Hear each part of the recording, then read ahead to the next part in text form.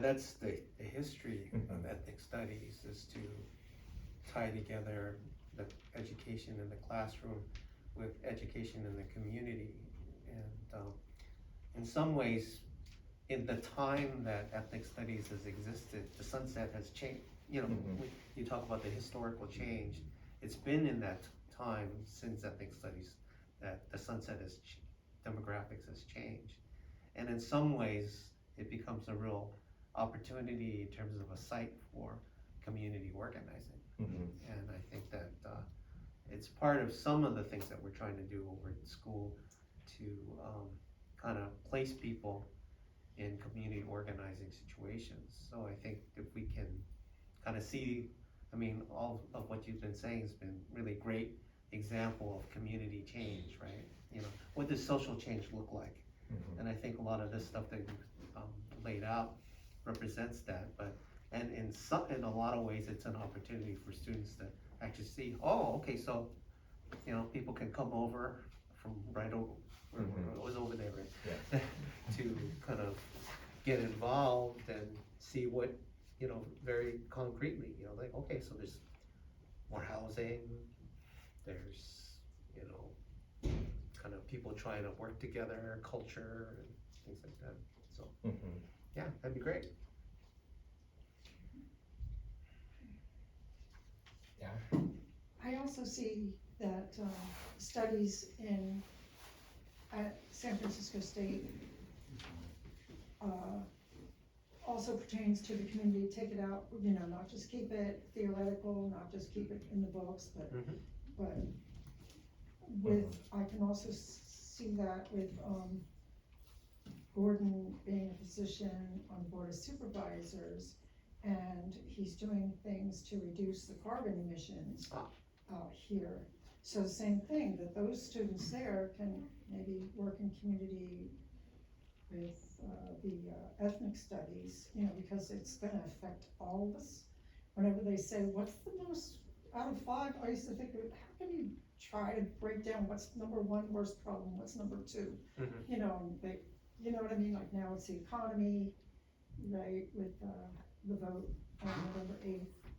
So, yeah, that Gordon Morris combated climate change and prepared for its effects.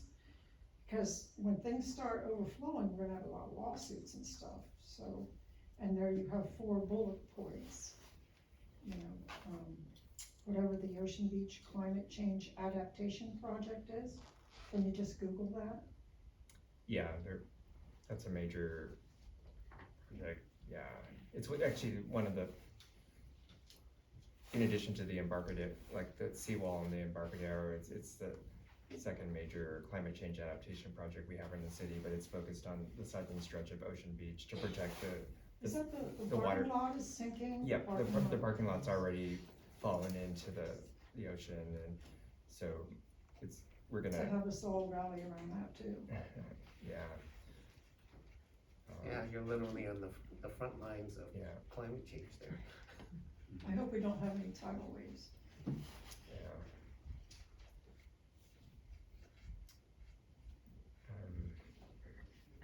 Maybe we ask if any of the students have any questions, because I definitely see some students. Yeah, I have a question. How would we get involved in helping out with your campaign or community organization with San Francisco and just the Sunset District in general too? Yeah, well, for my campaign, we're in the literal home stretch, but you're welcome to come by. We have stuff happening, you know, Saturday, Sunday, Monday, and then Tuesday, just to plug in. So yeah, come by. Like Saturday and Sunday, we're having big mobilizations at 10 a.m. starting here, and I'll say on the community side, I look at the number of local stations out here in Sunset. Everything from childcare to senior services, so either reach out to Katie or to me directly, and we can find your particular interest. There's always a number of organizations out here from use. Thank you for support. Yeah, you could contact my supervisor office if you're interested in volunteering.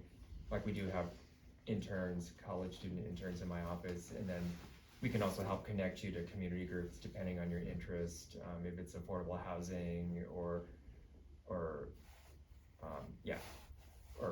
family or senior services. We're doing a lot just with like, or environmental issues, yeah, so. The most important thing is get out there and vote and get your friends to vote. Yeah. Mhm. We really gotta get the youth vote out there. I mean, we gotta get Gordon reelected. That's the most important thing right now. Yeah, I was looking at so far the report on the vote by mail ballots that have been turned in, and it's very few young people have voted, like in that, I forgot, 18 to 34, I think that's the first, yeah, it's really low, and it's skewed a lot older, the votes, and that's very typical. So are you guys all have you voted yet? Yeah, we voted. Or what about you guys, yeah? Yeah, at least that state midterms kind of just finished in the past 2 weeks. Okay. So I've been busy with that, but I plan to vote soon. Yeah, we're having an organized ballot drop-off voting action tomorrow at noon at the Ortega Library. So you're welcome. You don't even have to live in the Sunset. Anybody could come by, and that's one of the official ballot drop-off stations. So we're just inviting our supporters in the neighborhood to all come together and drop your ballot together. We're going to do a social media sort of blitz everybody together. So yeah. What does solidarity look like to you for the Chinese community here with other POCs? Yeah, well, I think, drawing on so I came into this position on the supervisors after 20 or 30 years really of progressive community organizing. A lot of it was in the Chinese community and building the solidarity, with other communities of color around our common issues, whether housing or jobs or immigration, immigrant rights. So, I think from my community organizing experience, I think a lot of the more successful efforts and they've really been developed more is starting with the young people, because and we can see that happening in ethnic studies in the campuses too, where and my daughter, Leanne, has been active with Chinese Progressive Association in their youth programs now for 3 years, I think. So I think it can happen. One easy and important strategy is like starting with young people, because there's more opportunity there, and in the schools, but it's particularly in community groups and community coalitions. And then, yeah, I think that's a very important question. I mean, I've been dealing with very difficult racial dynamics around public safety and school issues in particular, with my constituents out here, like the Chinese families, who tend to be, again, as I've said a number of times, fairly narrowly nationalistic around those issues and not willing to try to look at, solutions that will lift everybody up. So, can I mention an example of that? Just, so the Sunset District is known for its good schools, right? In fact, that's kind of why we moved here from the Excelsior. When my daughter was an infant, and but the schools are not very diverse here. They're very heavy Chinese and white, and one school, Yuloa Elementary School, it's a really good school, and they have a bilingual Chinese program, so there's a lot of working class Chinese families at Yuloa Elementary, and it's very popular. It's been a really good school. It got a state blue ribbon medal. But then the longtime teacher there, this Chinese principal, Fang, who's been, I think, done an incredible job as an advocate for the school and a leader of the school. At the beginning of this year, there was a fight among some students, at the school, and I think they were 5th graders, a couple of boys, and one of them used the N-word right against the other in the fight. So that happens with kids, but Principal Fang, took in her effort to try to respond to that, and she used the N-word herself in speaking to all the fifth graders about the fight, but she was saying that,